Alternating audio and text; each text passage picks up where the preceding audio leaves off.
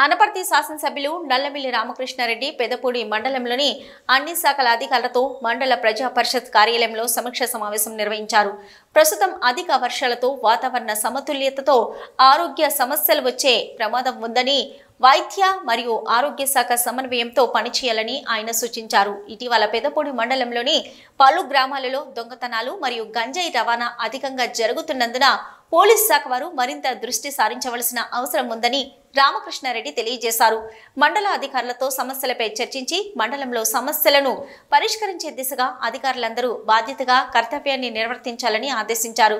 ప్రజలందరూ మమేకమై మనకి అధికారాన్ని ఇచ్చారు, వారికి అభివృద్ధి ధ్యేయంగా మనం కృషి చేయాలని హితవు పలికారు. గత వైసీపీ ప్రభుత్వంలో పెండింగ్ బిల్లులు చెల్లించలేక నిలిచిపోయిన పనులను త్వరితగతిన పూర్తి చేయాలని అధికారులను సూచించారు. నమస్కారం. ఈరోజు ఎన్డీఏ ప్రభుత్వం ఏదైతే రాష్ట్రంలో ఏర్పడిందో సుపరిపాలన అందించాలి, ఒక సక్రమైన విధానంలో అభివృద్ధి ఫలాలు సంక్షేమ ఫలాలు ప్రజలకు అందివ్వాలనే లక్ష్యంతో ముందుకు వెళ్ళడంలో భాగంగా ఇవాళ పెదపూడి మండలంలో అధికారులతో మండల స్థాయి అధికారులతో సమీక్ష సమావేశం నిర్వహించుకోవడం జరిగింది.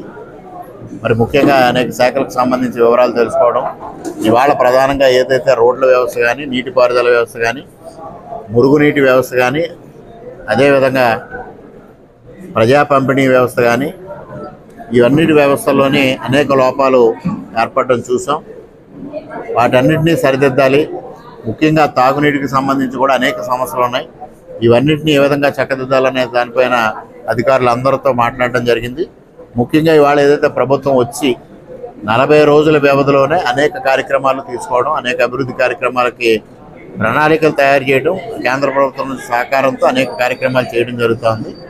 ఆ విధంగానే ముందుకు వెళ్ళడం కోసం ఇన్పుట్స్ కోసం మండల స్థాయి అధికారులతో ఇవాళ సమావేశం నిర్వహించుకోవడం జరిగింది.